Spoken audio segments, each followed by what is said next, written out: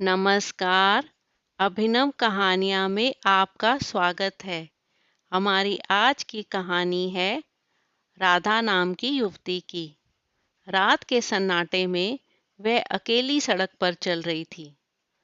चांदनी रात में चारों ओर एक रहस्यमयी सन्नाटा छाया हुआ था। हवा के ठंडे झोंकों ने उसे कंपकपी में डाल दिया। उसका नाम राधा था और वह अपने घर लौट रही थी, जो गांव के बाहर एक सुनसान इलाके में था।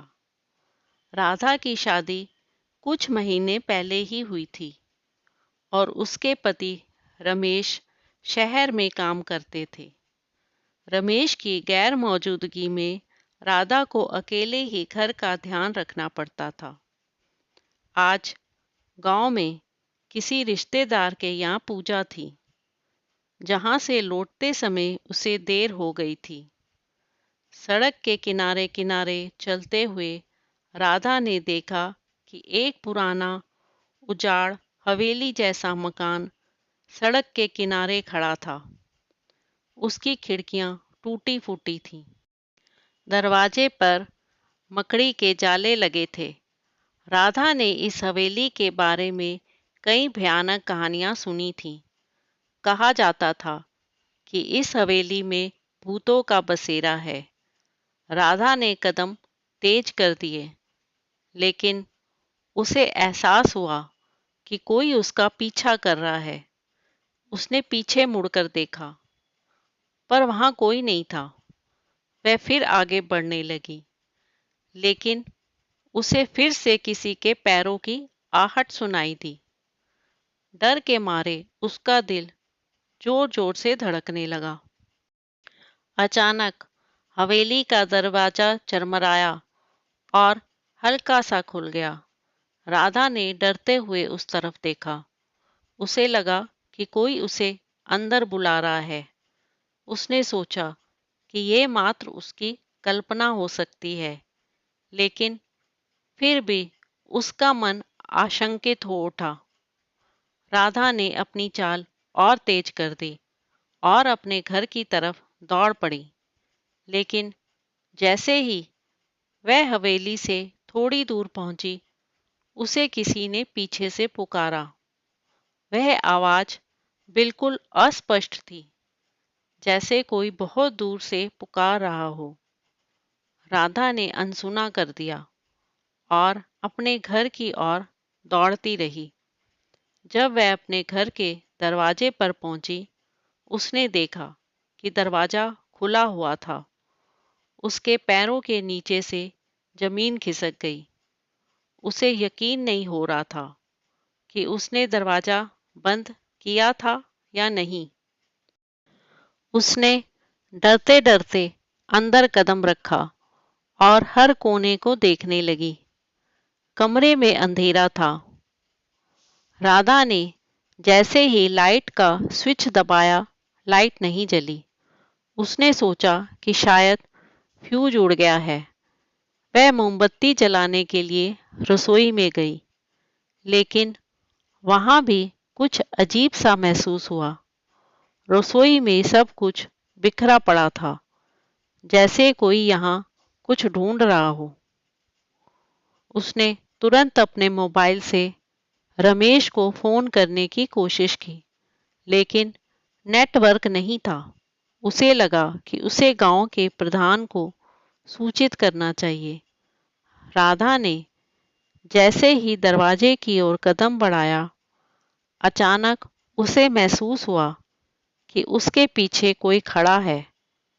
उसने धीरे से पलट कर देखा। वहां एक साया खड़ा था। उसकी आकृति अस्पष्ट थी, लेकिन उसकी आंखें चमक रही थीं। राधा का कलेजा मुंह को आ गया। साया धीरे धीरे उसकी ओर बढ़ने लगा। राधा ने भागने की कोशिश की, लेकिन उसके पैर जैसे जम गए थे। उसने अपने को बचाने के लिए जोर से चिल्लाने की कोशिश की, लेकिन आवाज गले में ही घुट कर रह गई। उस साये ने अपना हाथ बढ़ाया और राधा की ओर इशारा किया। उसकी उंगली जैसे ही राधा के कंधे पर छुई, उसे एक झटका सा महसूस हुआ और वह बेहोश हो गई। जब राधा की आंखें खुली, वह बिस्तर पर पड़ी थी। उसे समझ नहीं आ रहा था कि वह वहां कैसे पहुंची। उसने चारों ओर देखा, सब कुछ सामान्य था, लेकिन उसके दिल में एक अजीब सा भय था।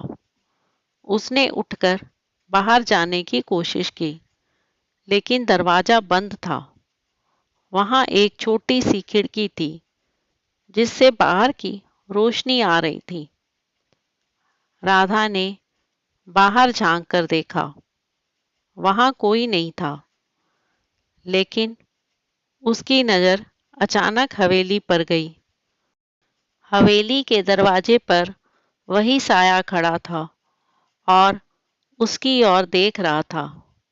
राधा ने घबराकर दरवाजा खोलने की कोशिश की, लेकिन दरवाजा जैसे बंद हो चुका था। वो जोर से चिल्लाई, कौन हो तुम? क्या चाहते हो मुझसे?